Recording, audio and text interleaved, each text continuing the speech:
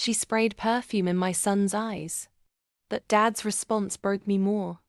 They thought I was the weak one, until I gave them a reason to remember me forever. My son was only 4. Big brown eyes. Sweetest little laugh. He'd never hurt a soul. So when my sister sprayed perfume directly into his eyes, laughing while he screamed, I rushed him to the EA with shaking hands and a racing heart. Luckily, no permanent damage. But the trauma? That would take time. I thought my dad, the man who raised me, would be furious, protective. But when I told him what happened, he just leaned back in his leather recliner and said, "Well, at least he smells better now. You know, instead of the way he usually stinks like garbage." My heart didn't just break. It shattered. This wasn't new. I was always the forgotten daughter. The inconvenient one.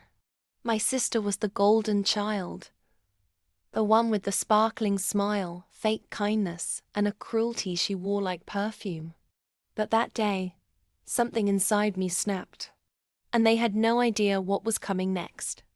I went quiet. I didn't argue. Instead, I started watching. Over the next few weeks, I smiled when I saw my sister sneak out of our parents' house, every Tuesday afternoon with a man that wasn't her fiancé. I took photos, videos, locations. I even befriended her fiancé's assistant on LinkedIn and offered her a freelance investigative package under a fake name. She accepted. Within days, the evidence landed in his inbox, tied with a bow. The wedding? Cancelled, publicly, on Instagram Live, with over 70K viewers. He called her a liar, a cheater, and a walking red flag with a Gucci belt. Sponsors dropped her like a rotten apple. She lost brand deals, followers, and suddenly her fame became infamy. But I wasn't done. Next up, Dad. I filed a quiet report to the IRS anonymously. Turns out Daddy Dearest had been underreporting his business income for years. I just gave the right nudge with a fake whistleblower tip and boom, audit triggered.